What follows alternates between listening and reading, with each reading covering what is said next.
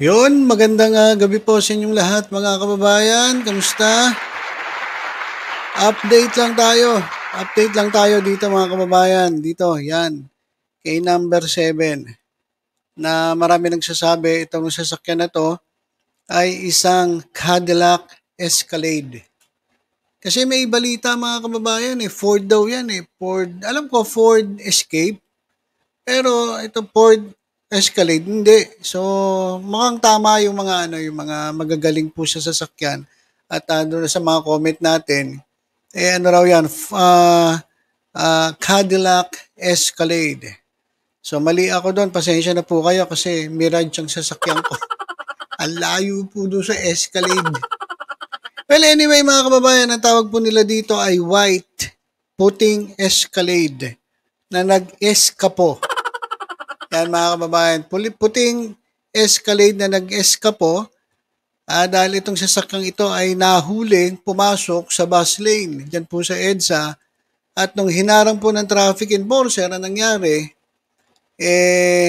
hindi po ito nagbigay ng kinukunan siya ng lisensya, hindi po binigay, umatras at nagano pa po, nagngarat pa, ngarat.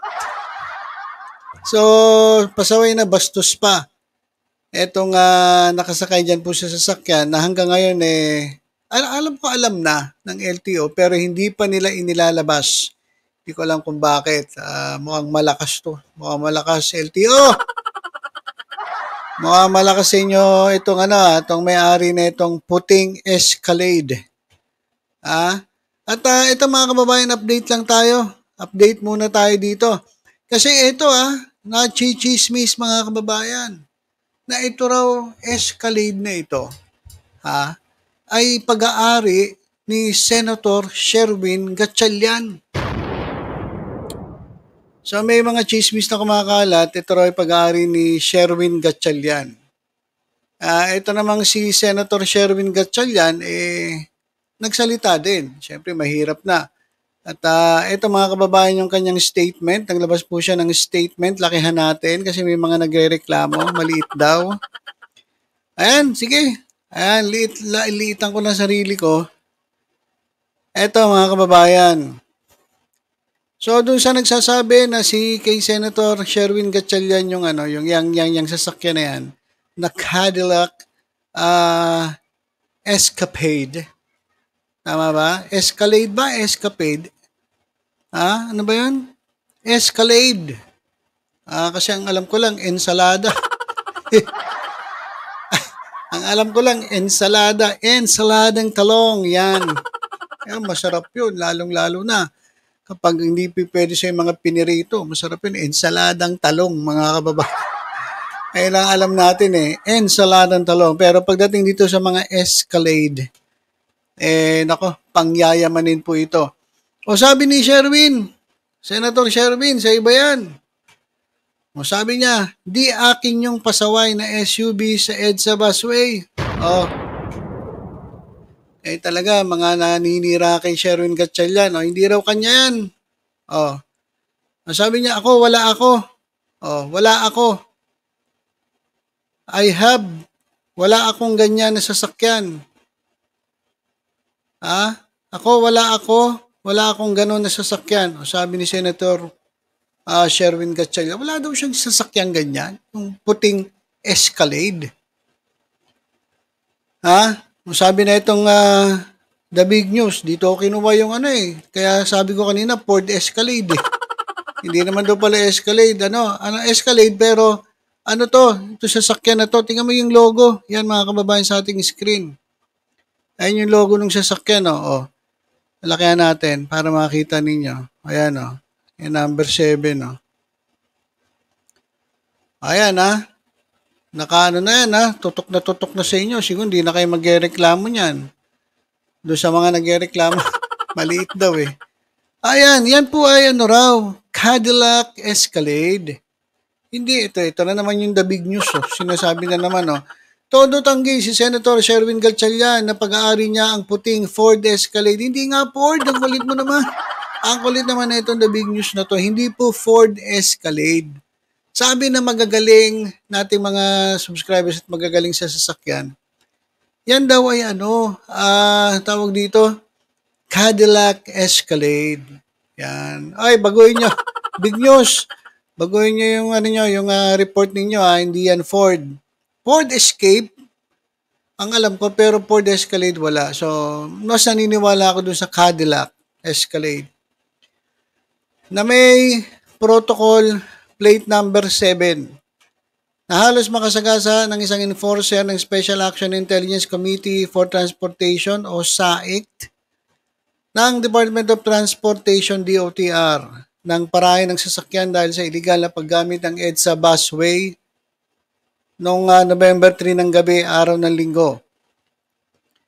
So, pinutakte si Senator Win ng media sa Senado matapos maglutangan sa social media ng ama niya na si William Gatchalian, ang sakay di umano ng Escalade na pinara ng mga SAIC operative sa EDSA busway malapit sa Guadalupe Station sa Makati City. Mamaya ipapakita ko sa inyo yung screenshot nung nakasakay sa sasakyan. So, abangan ninyo. Base sa viral video nakuha ng bodycam, ilang ulit na nagtangka ang driver ng Escalade na iabante ang sasakyan kahit pa nakaharang ang enforcer upang ulihin ng naturang violator. Imbis na pumara sa utos ng traffic enforcer, umatras ang Escalade sa makipot na daan ng busway bago tuluyan tumakas. Yun yung nangyari, no? Pinapahinto siya kasi umaabante siya. Ang ginawa niya, umatras yung sa dulo, bandang dulo, may daan doon. So, sumibat. Itong naka-escalade, umiska po. Ayan mga kababayan. So, yun. So, sabi mismo ni Senator Cheese, dapat siya yung nanawagan sa LTO na alamin ang may-ari ng pasaway na Escalade upang madetermina kung ito ay mula sa isang miyembro ng mataas na kapulungan na inabuso ang kanyang kapangyarihan. So sabi kasi ni Chis Escudero, kung ito raw ay senator, dapat lumabas siya at magsalita kung talagang ano nangyari dun sa bakit nagkaroon ng violation. Kasi ayon kay Escudero, ay clearly may nilabag na batas yung SUV yun na dapat panagutan. Hiniling ko nga sa LTO na alamin kung sino nga ang pinagkakakilanlan ng may-ari at gumamit itong coaching ito, pati na rin yung plaka para malaman kung ano nga ba. Kung ito nga ba ay issued sa isang miyembro ng Senado. Hindi pa ako binabalikan ng... Actually, ni-report na natin to.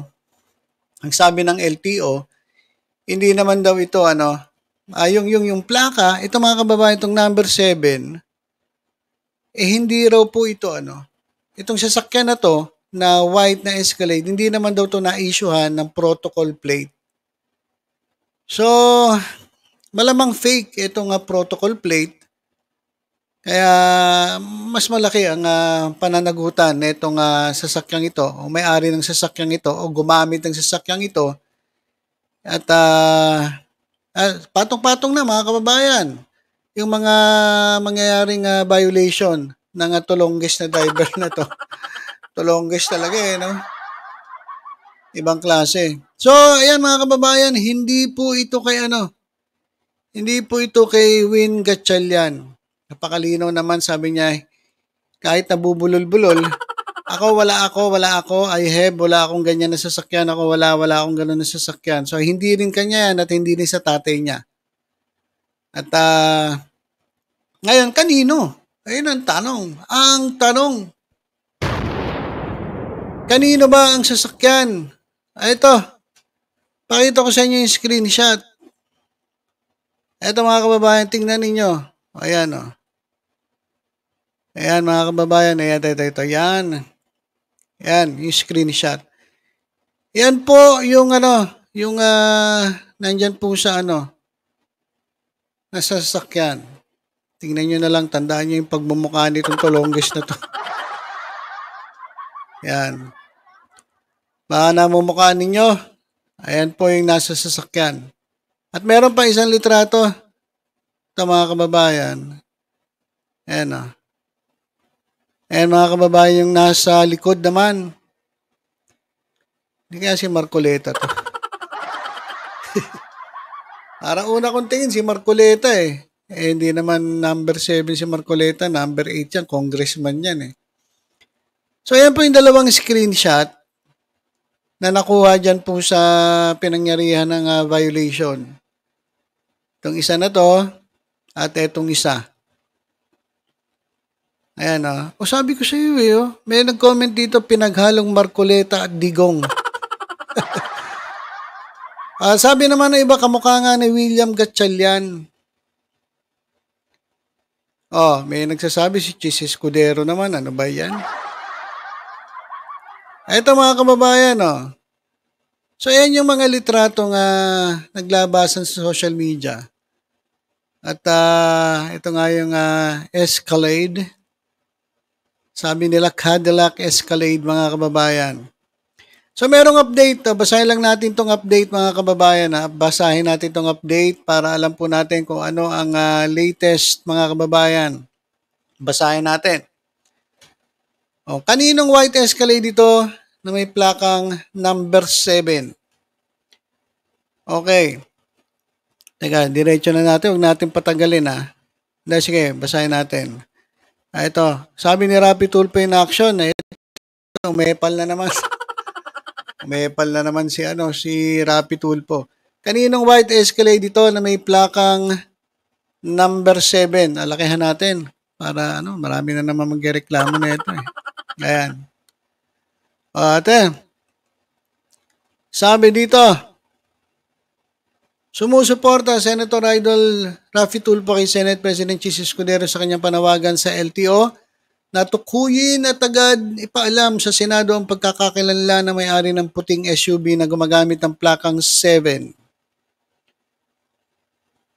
Nag-viral sa social media ang video nasabing SUV gamit ang plakang inasign lamang sa isang senador dahil tumakas ito matapos sitahin ng DOTR sa ICT laid enforcer sa pagdaan sa EDSA Busway nitong linggo ng gabi November 3. Na-highlight ko ay binabasa natin para makasunod kayo.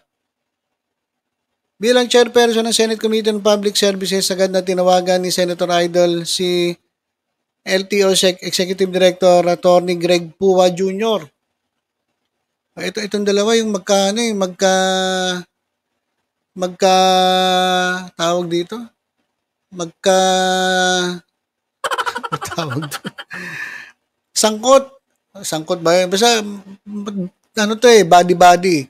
Ito yung gustong yung pagmultahin ng 20 milyong buyer at seller. Tama. Buyer at yung seller ng mga sasakyan nung hindi hindi agad na report sa LTO at hindi agad na transfer. Itong dalawa, yan si Pua sa si Tulfo. Gagawa-gawa ng mga batas-batas na hindi nila pinapakalat sa mga involved, sa mga tao. Kaya napahiya yung dalawa.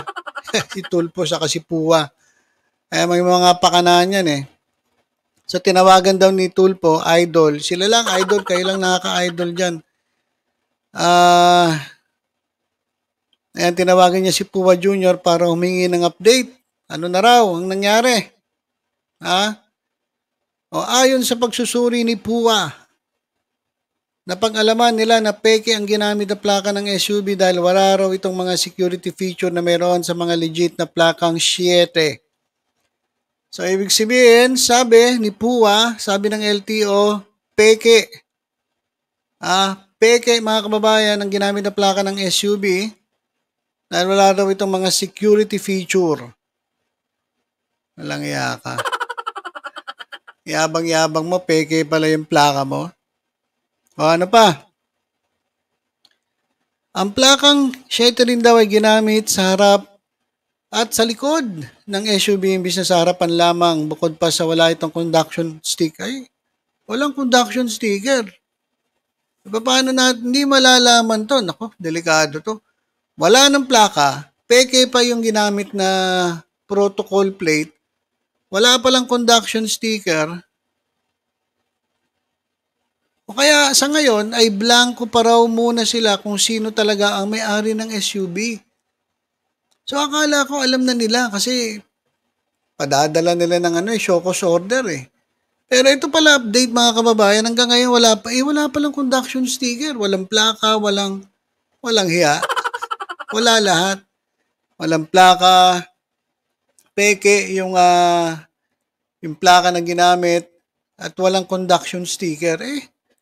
Mahirap nga yan. Pero mga kababayan ito ang tinitingnan nila na, para mas madaling mahuli kung sino man yung tulongges na yan. Sabi ni Pua, 24 lamang sa buong Pilipinas ang nagmamay-ari ng puting Cadillac Escalade, kaya posibleng matukoy pa rin na may-ari nito. Ang Escalade ay tumahak southbound patungong Ayala. Papuntang Ayala. Ayala South Vale. Naku, sino kaya ito? Puting Escalade na ang sasakyang ito ang nagmamay-ari sa Pilipinas 24 lang. So madali matitrace ng LTO kung sino-sino 'yan. Kung aamin. Kung mahuli yung nandun sa nakita nating mga sa picture sa screenshot. Taga Ayala, malamang Ayala South Vale, Ayala Alabang, dyan lang yan. Maraming yayamanin dyan eh. Ngunit inirekomenda ni Pua kay Senator Idol na kumaring tawagan din ng SAIC dahil ang lady enforcer na pumara sa driver SUV ay membro ng nasabing interagency task force. Okay, mabilis naman tinawagan ni Senator. Highlight ko lang. Naliligaw na kaya. Ito na tayo, mga kababayan. Ayan na tayo. Diyan sa naka-highlight. Mabilis namang tinawagan ni Senator Raffy, si SAIC Vice Chairman Assistant Secretary of State Rocker Lim DeFort. Sinabi ni Lim na bagamat hindi pumarat ang katasang SUV na nagbukas naman ng bintana ang lalaki nakasakay sa front seat nito, na pinagiging na lang security ng pasahero sa likod na VIP umano. VIP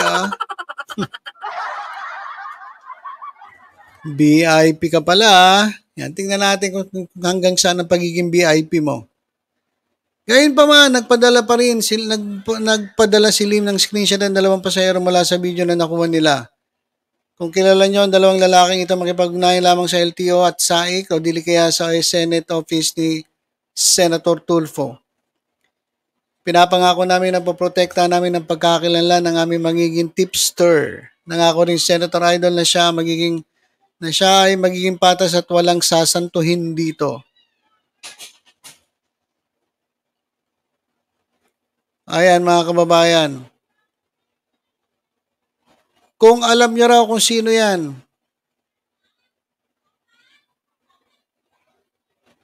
at yan pa. Ayan mga kababayan. Kung kilala niyo yan, ibigay pagpaalam kay Tulfo o kaya sa akin. Kung kilala niyo yan kunin natin yung scoop. Ayan mga kababayan, yung mga VIP. Ito raw malamang yung security. At dito sa kabila naman, hindi po yan. Ito. Yan. Kamukha nga ni Marcoleta at ni Digong. Ito naman yung mukha ito yung VIP. Ito ata yung naggarat. So yan mga kababayan, yan po yung ating update. Hanggang ngayon pala hindi pa nila alam kung sino ang nagmamay-ari sapagkat wala palang conduction sticker. So mahirap hanapin niya. Pero pinaka talagang para madali mahanap 24 lang pala sa buong Pilipinas ang merong ganitong sasakyang Cadillac Escalade. Grabe. So yayamanin talaga. Ibang klase. Yayamanin pero pasaway. Yayamanin pero bastos pa. Ay nako. So yan mga kababayan, update natin. Abangan natin yung mga susunod pong balita. At siguro by this time malapit-lapit nang malaman natin sino ba talaga ang nagmamay-ari ng pasaway na puting Cadillac Escalade mga kababayan. Alright, so abang-abang lang po tayo mga kababayan. Basta tutok-tutok lang po dito sa Batang Maynila Toy sa iba pang updates. Ingat po tayong lahat. God bless po.